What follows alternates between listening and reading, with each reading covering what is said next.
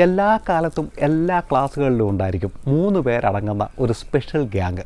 ഇവർക്ക് മാത്രം എന്താണ് ഇത്ര പറയാനും ചിരിക്കാനും എന്ന് മറ്റുള്ളവരെല്ലാം ചിന്തിക്കുന്ന ഒരു നൊട്ടോറിയസ് ഗ്യാങ്. അതിൽ ഒരാൾ പക്ക ലോയലായിരിക്കും. മറ്റൊരാൾ നമ്മുടെ ജീവിതത്തിലേക്ക് കടന്നു വരുമ്പോഴാണ് ജീവിതം എത്ര മനോഹരമെന്ന് നമ്മൾ തിരിച്ചറിയുന്നതെന്നൊക്കെ കവിതയും ചൊല്ലി കയറിപ്പോയിട്ട് 3-ാം നാൾ തേപ്പും കിട്ടി മൂക്കും കുത്തി താഴെ വീഴുന്ന ഒരാൾ.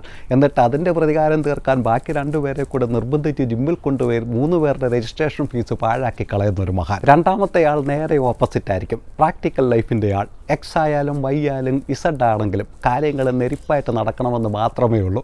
കടം ചോദിച്ച് മേടിക്കാനും മേടിച്ചത് കൊടുക്കാതിരിക്കാനും അവൻ ഉളുപ്പില്ലാത്തത് കൊണ്ട് ഗ്രൂപ്പിൻ്റെ കാര്യങ്ങൾ തട്ടിമുട്ടി നടന്നു പോകുന്നു. പക്ഷേ 3-ാമത്തെ ആളെപ്പറ്റി ഇവിടെ പറയാതിരിക്കുന്നതാവും ഉചിതം. പോത്തുപോലെ വളർന്നെങ്കിലും ബുദ്ധി മാത്രം ദൈവം കൊടുത്തില്ല. പറയേണ്ടാത്ത സ്ഥലത്ത് പറയേണ്ടാത്ത കാര്യങ്ങൾ കൃത്യമായി പറഞ്ഞിരിക്കും. ബാക്കി 2 പേരില്ലെങ്കിൽ സ്ഥിരമായ ജനറൽ ആശുപത്രിയിൽ താമസിക്കേണ്ട മുതൽ ടീച്ചർമാരുൾപ്പെടെ നിഷ്കർണം തള്ളിക്കളഞ്ഞ ഈ മഹാനെ ഈ 2 പേരുടെ കാലശേഷം ആര് കൺട്രോൾ ചെയ്യും എന്നുള്ളതാണ് ചോദ്യം. ലോകം അതിവേഗം മുന്നോട്ട് കുതിക്കുകയാണ് സുഹൃത്തുക്കളെ. പക്ഷേ ഈ 3 പേർ മാത്രം ഒരു തിരക്കുമില്ലാതെ ഇങ്ങനെ റീലും ഷെയർ ചെയ്ത് നടക്കുകയാണ്.